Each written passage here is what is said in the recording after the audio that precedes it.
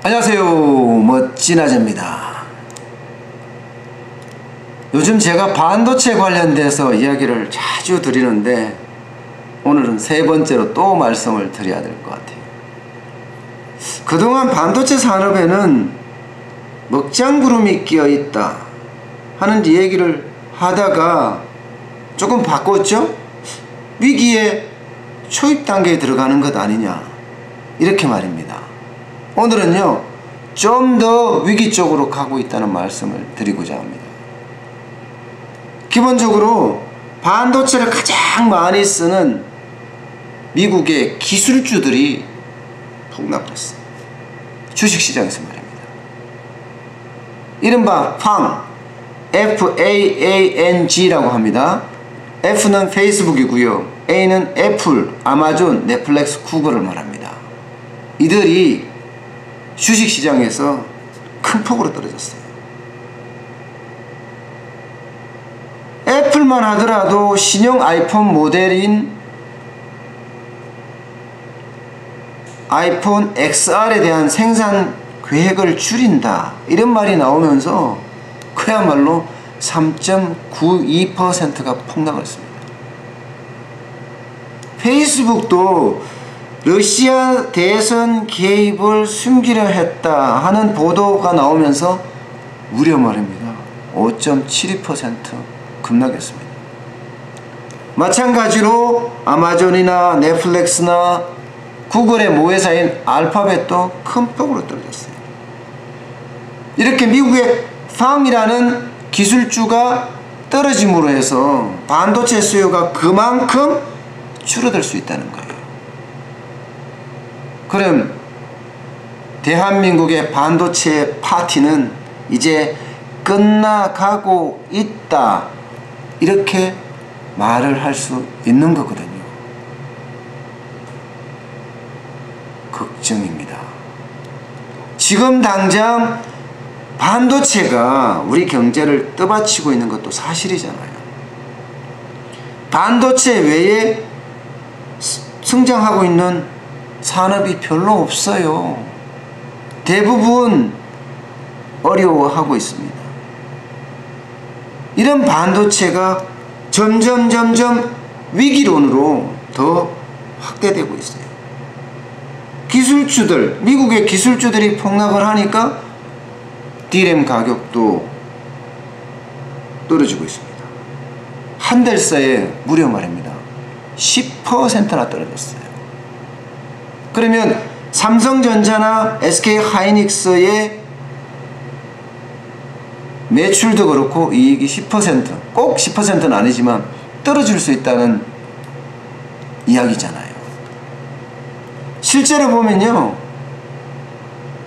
D램 가격이 10월 기준으로 말입니다, 와우, 7.31달러를 기록했습니다. 이거는요, 전월에는 8.19달러였거든요. 많이 떨어진 거예요. 다시 말해서 수요가 많이 떨어지고 거기에 따라서 공급도 좀 과잉된 것 아니냐, 이렇게 예상을 하고 있습니다. 반도체 경기가 좋으니까 너도 나도 반도체 설비 투자에 쏟아 부었거든요. 그러다 보니까 지금은 공급 과잉이다, 이런 이야기가 나올 수가 있는 거죠. 낸드 플래시 메모리도 마찬가지입니다. 8월에는 5.27달러를 기록했거든요. 9월에는 5.07, 10월에는 4.47이에요. 계속 떨어지고 있잖아요. 시장에는 수요가 줄어들면서 공급은 많아지고, 그러니까 가격은 지금 떨어지고 있는 거예요. IT 업체들, 국내뿐만 아니라 중국, 미국 모든 IT 업체들이 투자를 줄이는, 그것도 크게 영향을 미칩니다. 그동안 AI다, 빅데이터이다, 그러다 보니까 서버를 교체하는 수요가 많았고 거기에 반도체들이 많이 들어갔거든요. 이것도 반도체의 수요를 늘리는 요인이 됐었습니다. 그러나 지금은 또 투자를 줄이고 있거든요. 게다가 가장 강력한 거 있잖아요. 미국과 중국의 무역전쟁이요.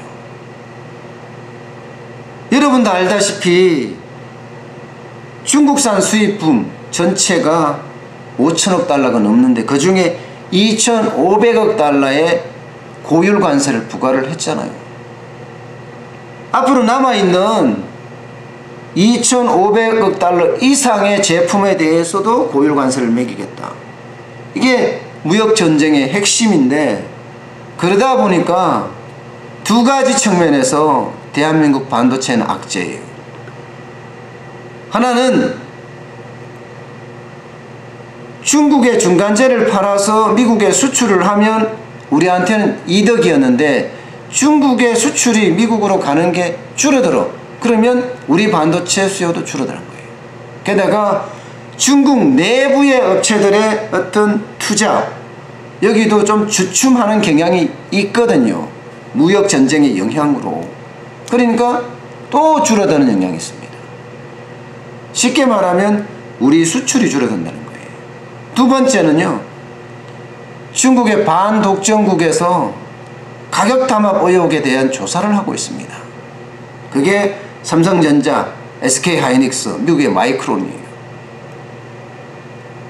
이 조사가 완료되는 시점에 벌금이 8조가 넘을 거라고 예상을 하는 사람들이 많습니다. 8조 6천억, 8조 7천억 이렇게 예상을 하거든요. 그러면 당장 삼성전자나 SK하이닉스 여기는 충격입니다.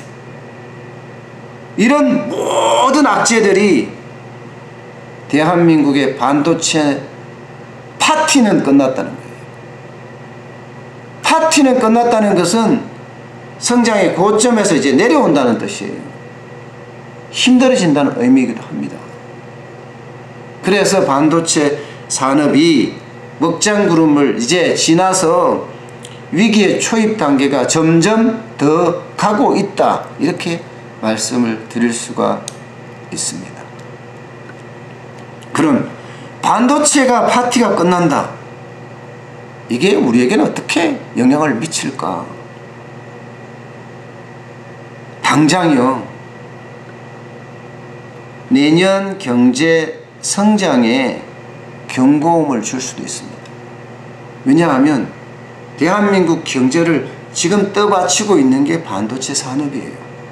여기가 수출이 둔화돼서 뚝뚝 떨어진다면 안 그래도 좋지 않은 한국 경제 상황에 더 아픔을 줄 수도 있거든요.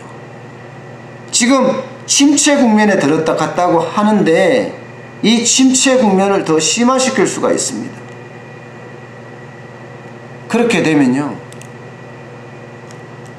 경제 심리는 점점 위축됩니다. 이 심리가 진짜 무섭거든요. 앞으로 경제가 안 좋아진다 이러면 주머니 있는 돈을 안 쓰게 되어 있습니다. 주머니 있는 돈을 안 쓰게 되고 집에 가서 밥을 먹게 되면 우리 같은 소상공인 자영업자에게는 그야말로 치명타인 거예요. 경기가 좋아서 주머니에 돈이 많고 여유가 있으면 밥도 먹고 술도 먹고 빵도 사 먹을 텐데 그러지 못하다는 거죠.